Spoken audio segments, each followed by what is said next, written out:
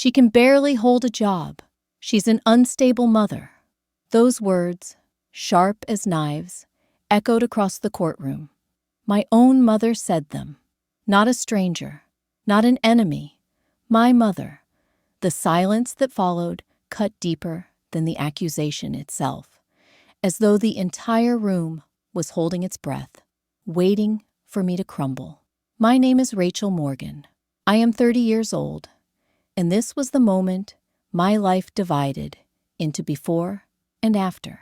I grew up in Salem, Massachusetts, in a modest white colonial house with green shutters and a freshly painted porch that my mother insisted on maintaining every spring.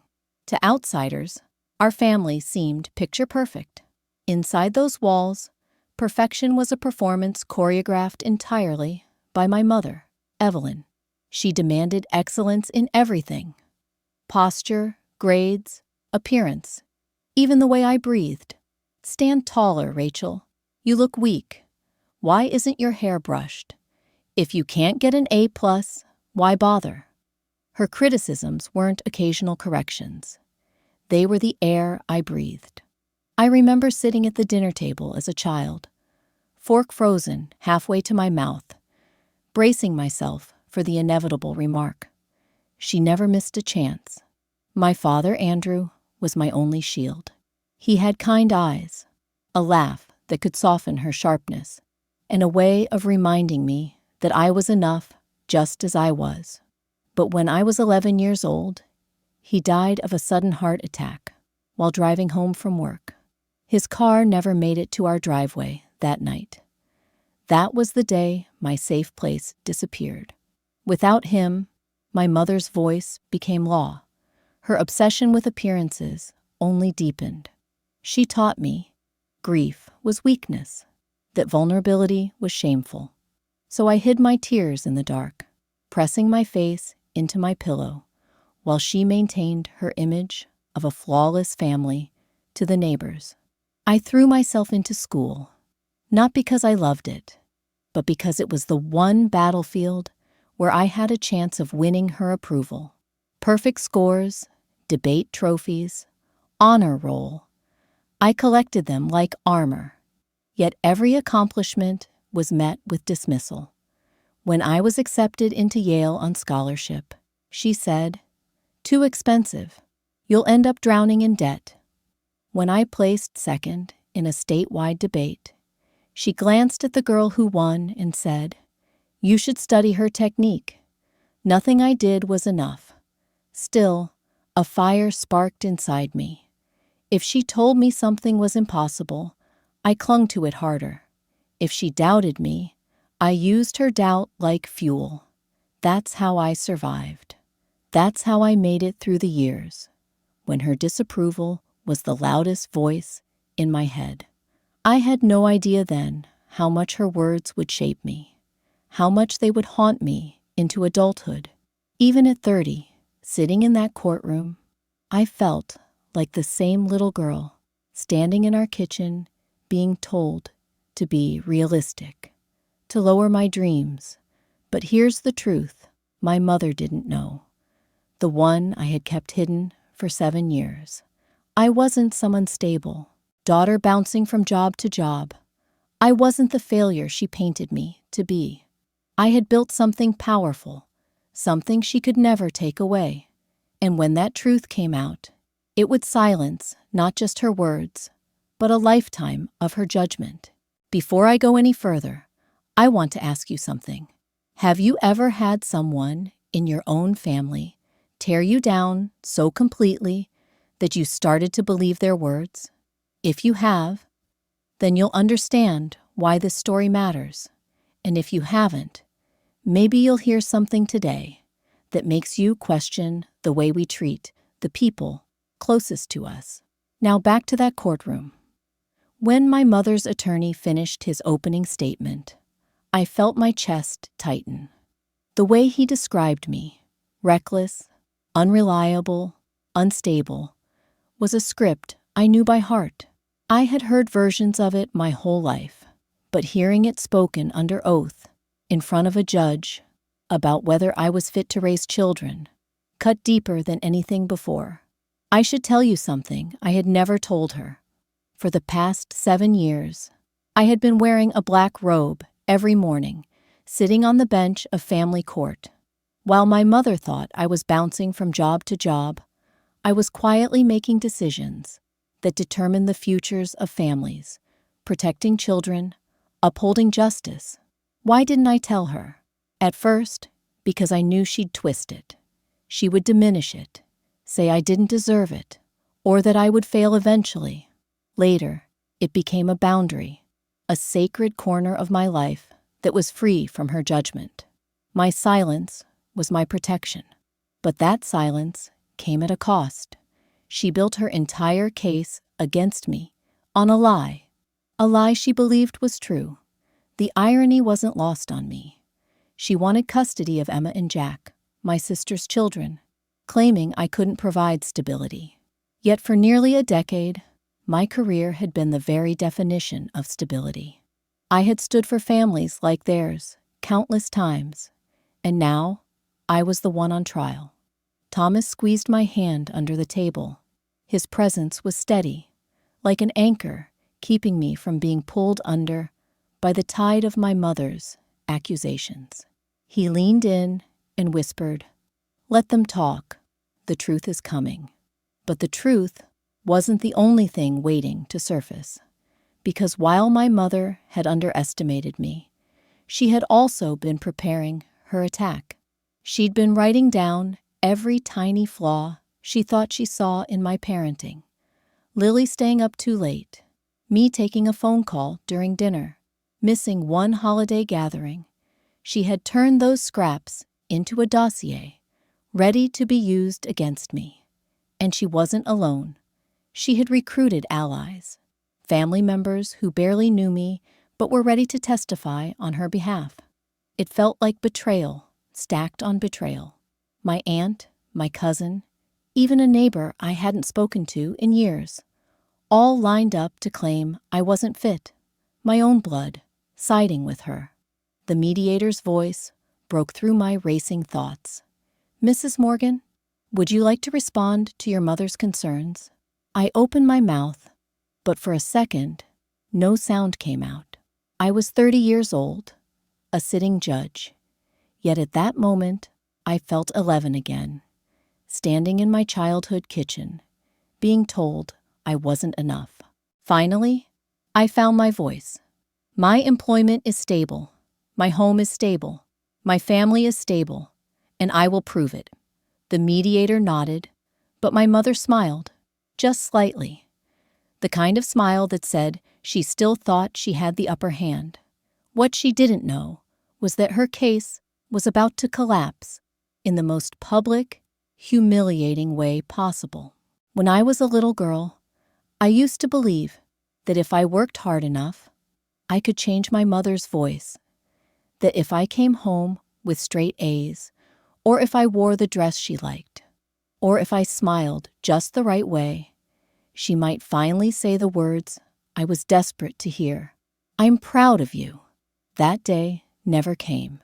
Instead, my childhood was an endless audition. Every meal was a performance. Every school report was an evaluation. My mother would sit at the head of the table, arms folded, eyes sharp, as if she was grading me on a scale no one else could see. When my father was alive, he would step in with a gentle laugh, telling her to ease up, telling me I was doing great. But after he died, I was left alone on that stage with a critic who never clapped. At 11 years old, after the funeral, I remember standing in my bedroom doorway, listening to her tell the neighbors how strong we were. What she meant was that no one would see us cry.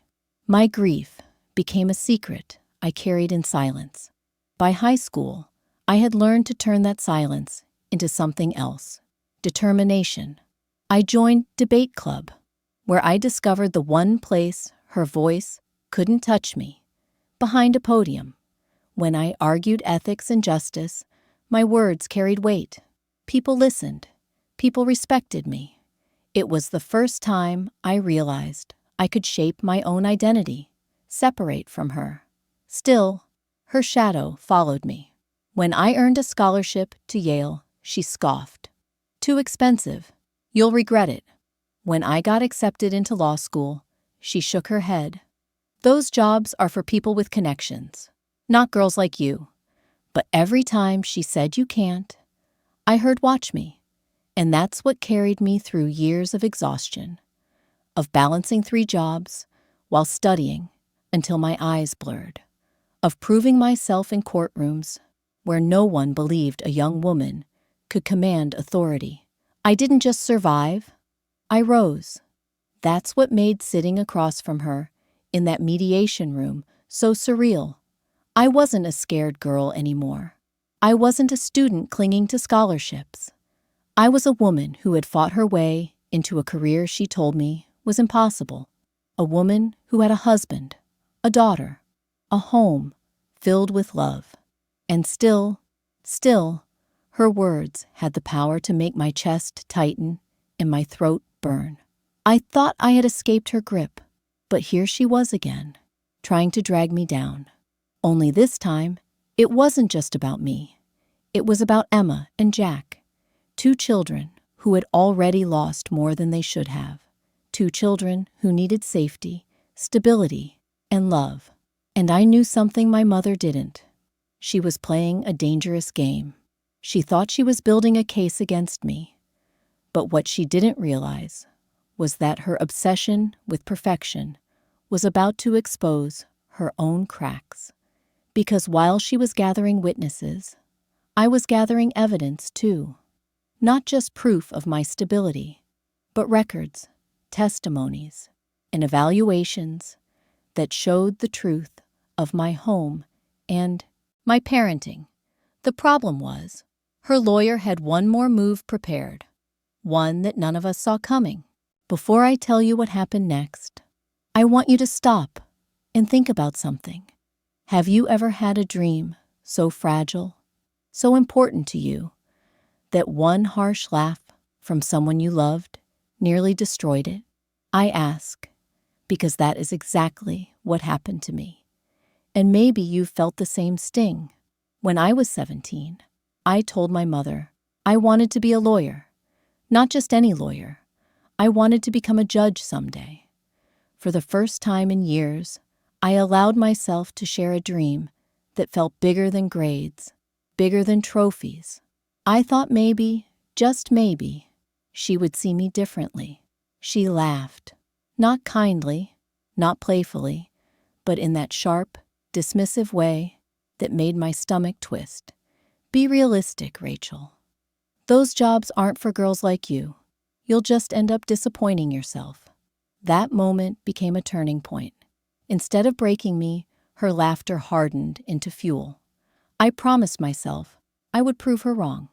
I filled out college applications in secret, 17 of them, in fact. When the acceptance letters came, I chose Yale, even though she said community college was more appropriate. I packed my bags and left Salem, carrying her doubt like a shadow and my father's memory like a shield. Yale was brutal. I worked mornings at a coffee shop, evenings at the library, and weekends as a research assistant.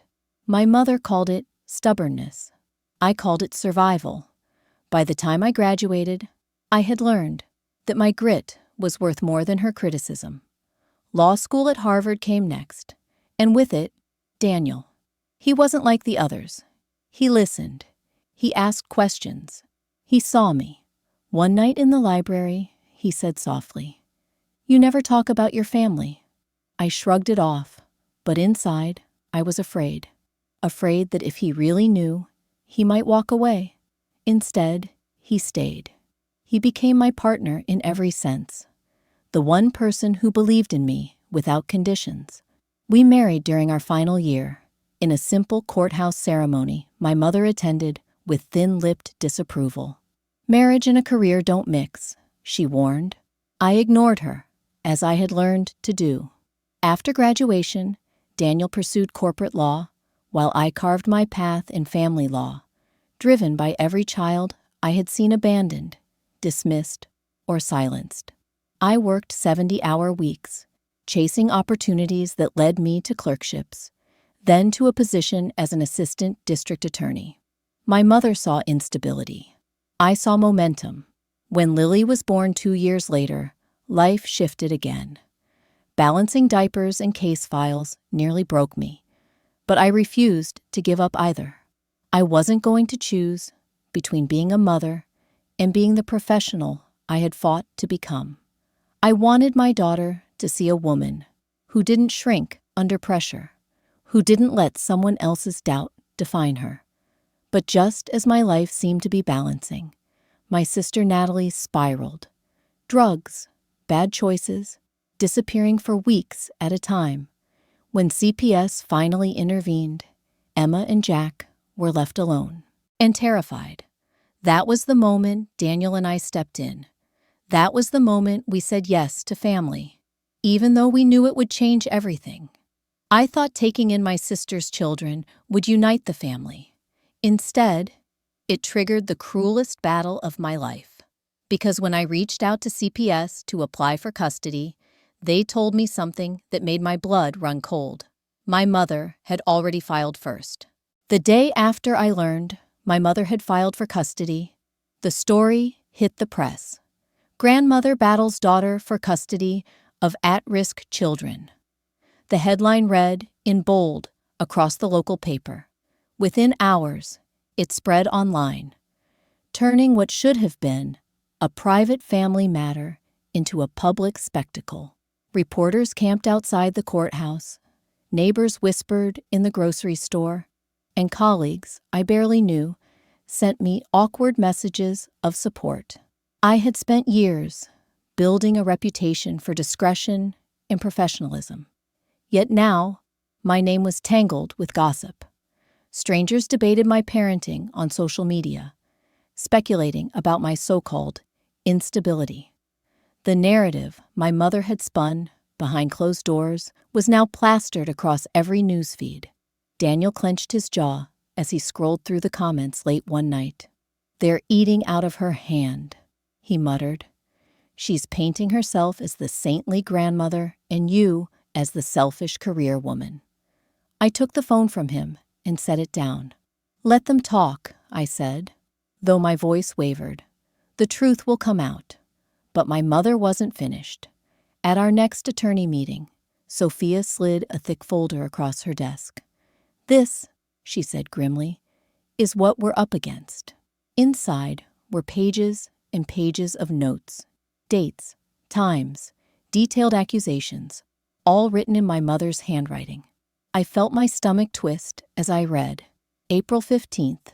Rachel arrived 30 minutes late to Easter dinner. Lily was overtired, fussy, lack of structure. July 8th. Rachel left Lily with a nanny during work trip.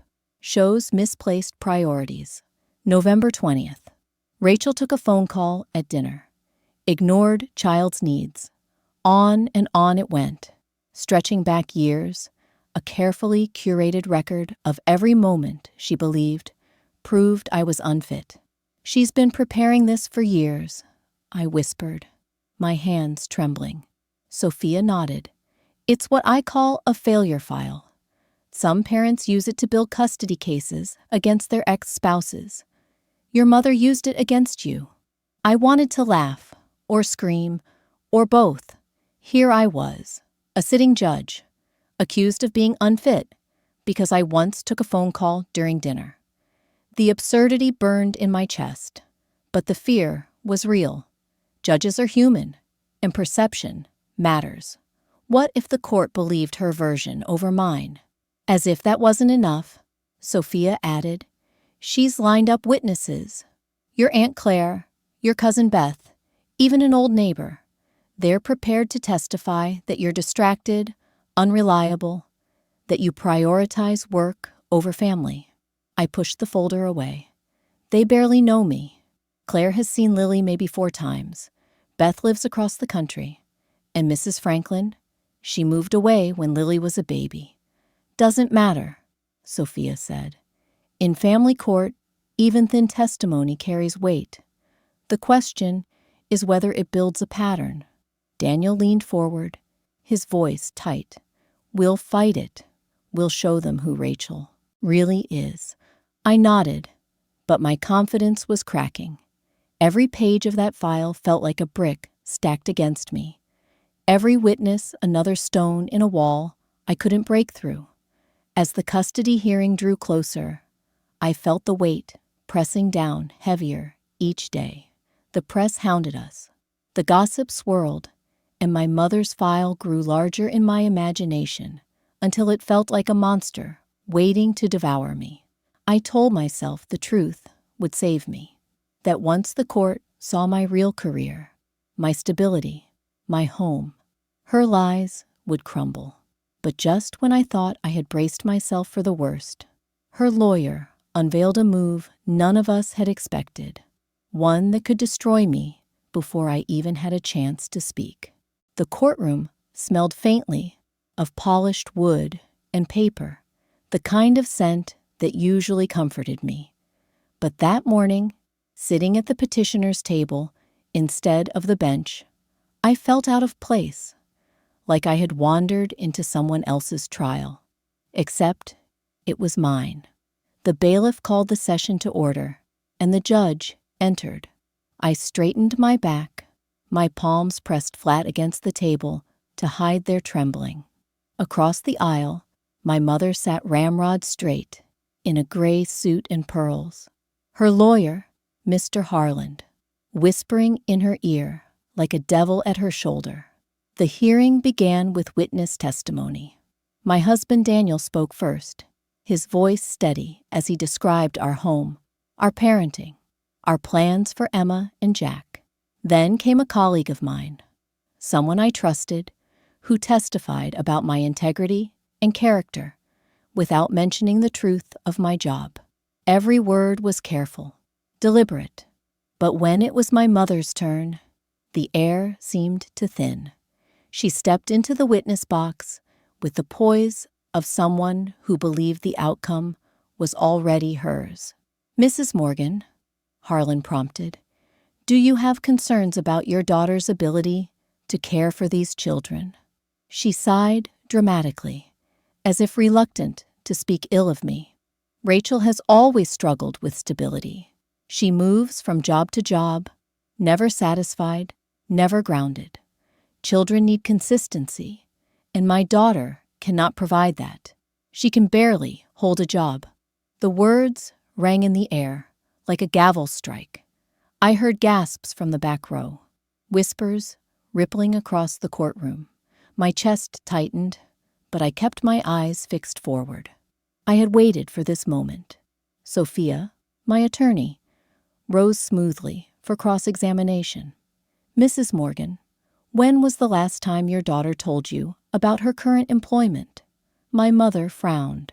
She doesn't always tell me directly, but I know she has changed positions many times. I can't keep track. So you don't actually know where she works? Sophia pressed. She's some kind of lawyer, but she never stays long. Sophia nodded to the clerk, who handed copies of a document to the bench, opposing counsel, and my mother. Your Honor, this is a verified record of Rachel Morgan's employment history since graduating from Harvard Law School. The judge glanced at the paper, then back at my mother. Mrs. Morgan, please read the most recent entry. My mother adjusted her glasses. It says, Family Court Judge, Massachusetts 7th District. Duration, 7 years to present. The courtroom fell silent. You could hear the shuffle of papers, the creak of benches, my mother's face drained of color. The judge cleared her throat. For the record, I can confirm that Ms. Morgan has served as a judge in this courthouse for 7 years, with distinction, particularly in cases involving children. Gasps echoed again. The weight of the truth, hidden for so long, now hung heavy in the air. My mother's lawyer leaned toward her, whispering urgently, but she just sat, frozen, staring at me with eyes wide and uncomprehending. For the first time in my life, I saw her doubt herself. I should have felt relief, triumph even. Instead, a strange calm settled over me, tinged with sorrow. All those years of being told I wasn't enough, and here, in the most public way possible, her judgment shattered. But as the silence stretched, I noticed something. My mother's jaw tightened again, her shoulders squaring. She wasn't finished. She still had one last weapon, and she was about to use it. The judge's words rang like church bells in my chest. After reviewing all testimony and evidence, custody of Emma and Jack will be awarded to Rachel and Daniel Morgan. For a split second, I couldn't breathe. Relief flooded me so powerfully, I nearly slumped forward. Daniel squeezed my hand under the table, his grip steady, grounding me. We had done it. The children would come home with us. But across the aisle, my mother sat rigid, her pearl necklace glinting under the fluorescent lights. The mask of righteous composure she had worn for weeks was cracking, her lips pressed thin, her knuckles white against the table. When the gavel struck, sealing the decision, she didn't even flinch. She only stared at me with an intensity that felt less like defeat and more like calculation. Court adjourned, and people began to file out. Reporters scrambled toward the exits, whispering about the revelation, about the young judge whose own mother had tried to strip her of credibility. I stood, legs trembling, and felt eyes on me from every direction. But I kept my chin lifted. I would not let anyone see me shaken now. Outside the courthouse, the summer air felt too bright, too loud. Cameras flashed, questions were shouted, but Daniel guided me through the crowd until we reached our car. Only then did I let my shoulders sag. "Rachel," he said softly, brushing hair from my face. "We won."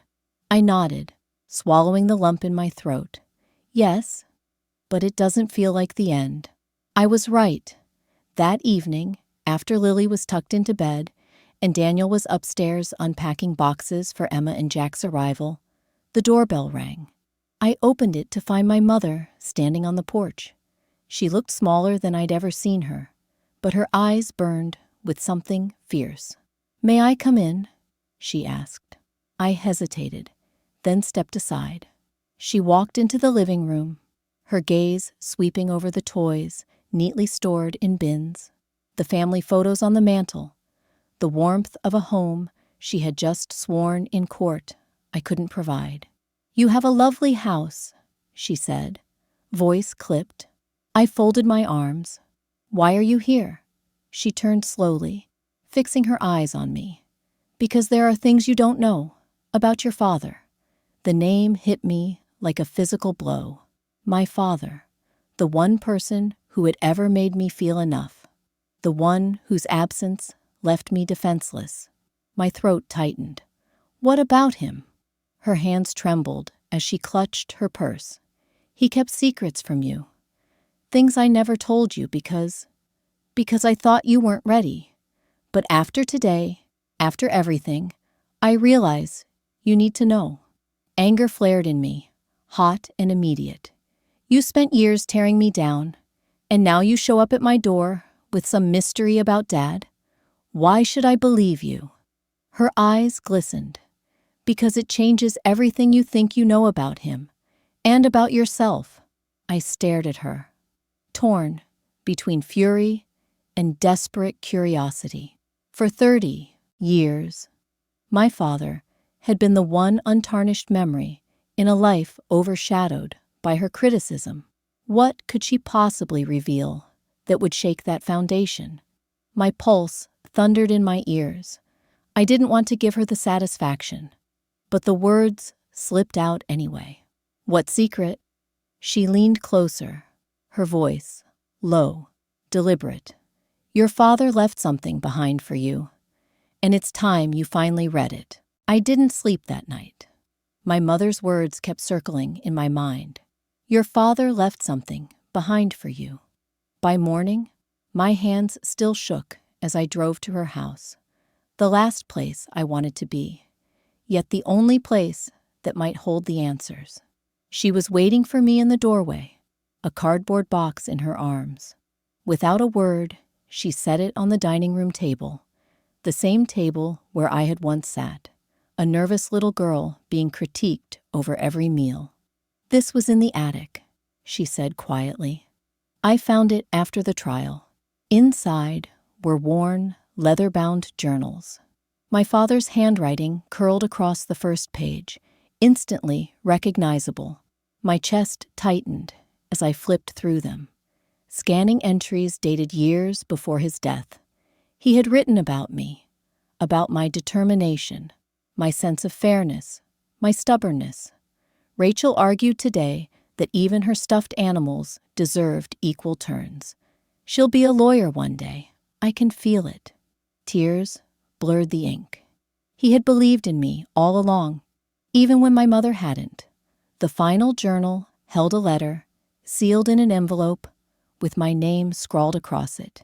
My breath caught as I opened it. "Dear Rachel, if you're reading this, I'm sorry I wasn't there to tell you myself. Life is shorter than I planned, but there are things I need you to know. I saw how hard you tried with your mother, how often her words cut you. I want you to understand. Her criticism was never about you. It was about her fears. She didn't know how to love softly, so she loved through sharp edges. But I knew who you were, even when you doubted yourself. You are enough. You always have been. Trust yourself, Rachel. Build the life you dream of. And when it feels impossible, remember, your father already knew you could." I pressed the letter to my chest, sobbing in a way I hadn't allowed myself since I was 11 years old. My mother sat silently across the table, her eyes red, hands clasped tightly, as if she were afraid to reach for me. "He believed in you," she whispered, finally, more than I ever let myself admit. I looked at her, anger and grief battling inside me. "Why did you keep this from me?" Her chin trembled. "Because I thought, if you knew how much he believed in you, you wouldn't need me, and I was terrified of being irrelevant." For the first time, I saw her not as the perfect critic, not as the enemy, but as a flawed woman, crushed under her own insecurities. It didn't excuse the pain she caused, but it explained it. "I can't forget the years you tore me down," I said softly. "But I also can't ignore that you're trying now. If you want a place in Emma and Jack's lives, and in mine, it has to be different. No more judgment, no more control, only love." Her eyes filled with tears. She nodded once. "I'll try." Weeks later, Emma and Jack moved in. At first, they were wary, their small suitcases tucked at the foot of their new beds. But slowly, they warmed, playing tag with Lily in the yard, helping Daniel bake pancakes on Saturday mornings.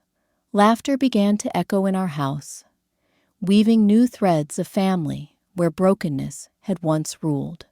On Sundays, my mother started joining us for dinner. At first, her presence made my shoulders tense, waiting for the inevitable critique. But instead of comments about how the chicken was too dry or the children too loud, she asked questions. She praised Lily's drawings, complimented Daniel's cooking, even thanked me for the meal. It was awkward, halting, but it was a start. One evening, after Emma proudly showed her a school project, my mother looked at me across the table and mouthed two words I had waited 30 years to hear. "I'm proud." That night, after everyone had gone to bed, I stood in the hallway between the children's rooms. Lily's soft breathing drifted through her door. Emma and Jack, finally sleeping peacefully, clutched stuffed animals we had bought together. I thought about my father's letter, about his certainty that I was enough. He was right. I had spent so much of my life carrying the weight of my mother's judgment. But now, standing in the quiet glow of a house filled with children who felt safe and loved, I understood something deeper. The most important judgment is the one we give ourselves. I whispered into the silence, as if my father could still hear me. I am enough, and they will always know they are enough too. That's the lesson I want to leave you with. Life is too short to live shackled by someone else's criticism or consumed by bitterness. Forgive where you can. Let go of the hate that weighs you down. Build love where once there was only pain. Because in the end, what matters is not the scars we inherit, but the love we choose to pass forward.